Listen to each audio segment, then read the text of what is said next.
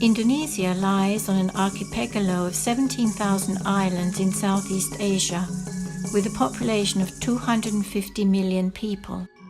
More than 50% of Indonesia's people live in cities and towns. Around 29 million people, or 22% of the population, are estimated to live in slums with few basic services. It's common for households to dispose of toilet waste invisibly. This means either into a pit or a simple open-bottomed tanky septic from which the waste infiltrates into the ground or flows directly into an open storm water drain or into rivers, streams and canals.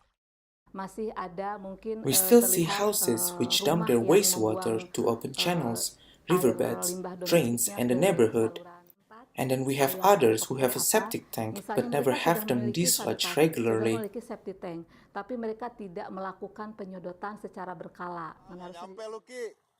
The result is many polluted rivers, high E. coli levels in many domestic wells, and an almost 50% rate of stunting in urban children under 5.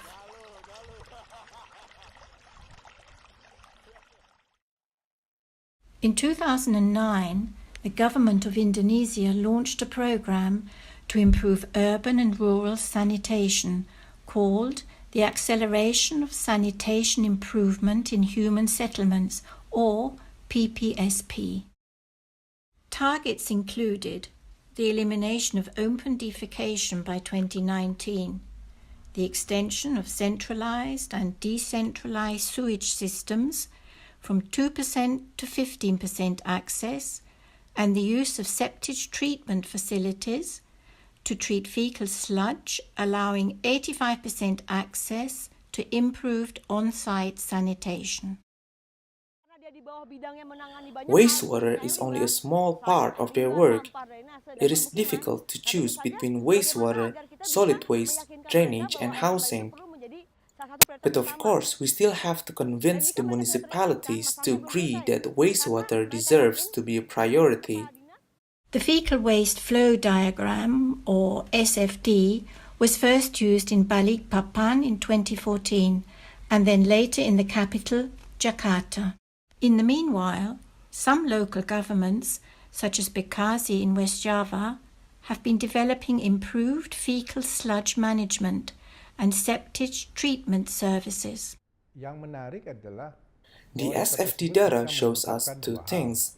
The first is that 10% of Jakarta's population is contributing to pollution of the water bodies through open defecation.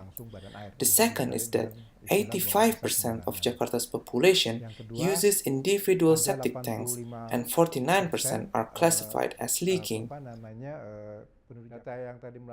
So the SFD is really helpful to show us where Jakarta has sanitation problems. That's the point. The National Planning and Coordination Agency and the Ministry of Public Works see the SFD as a useful advocacy and planning tool. I appreciate the SFD highly. It illustrates the problem of fecal waste management from the household to the final treatment and shows the executive what they need to know about safely managed sanitation. Speaking of SFD, we believe that it will be helpful to assist the municipalities to identify their wastewater management status. Untuk bisa memetakan dengan detail status dari penanganan air limbah di daerahnya. While the SFD is seen as a really useful tool, the global format, as presented on the Susanna website, has needed some modifications, adjustments and translation for practical use in Indonesia. The World Bank team and other development partners have been working closely with the government to achieve this. First, we reviewed the global SFD format provided. Then we adjusted it to make an Indonesian version, including reviewing the technologies to select the relevant types and best terminology.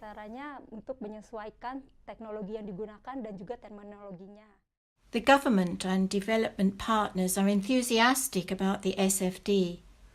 A number of challenges, however, have been encountered, which are being resolved through meetings and discussions. The first big SFD training was held in May and June of 2017 by the Ministry of Public Works and Housing. The facilitators assigned to the municipalities and the members of sanitation working groups within the municipalities.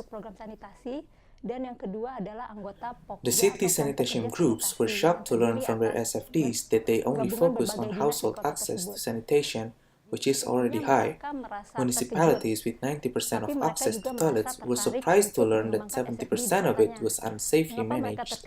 Karena biasanya mereka itu terfokus pada tingkat akses sanitasi di kotanya masing-masing yang umumnya sudah sangat tinggi. We afterward agree with the Ministry of Public Works to massively implement the SFD.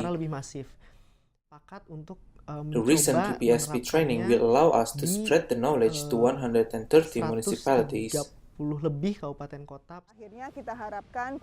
Ultimately, we hope the quality of domestic wastewater management will improve, that it will be more safely managed and thereby reduce environmental contamination.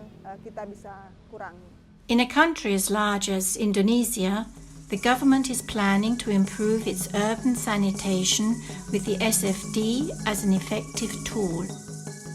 The SFD can meet their needs for communication, advocacy and motivation to manage the whole sanitation chain.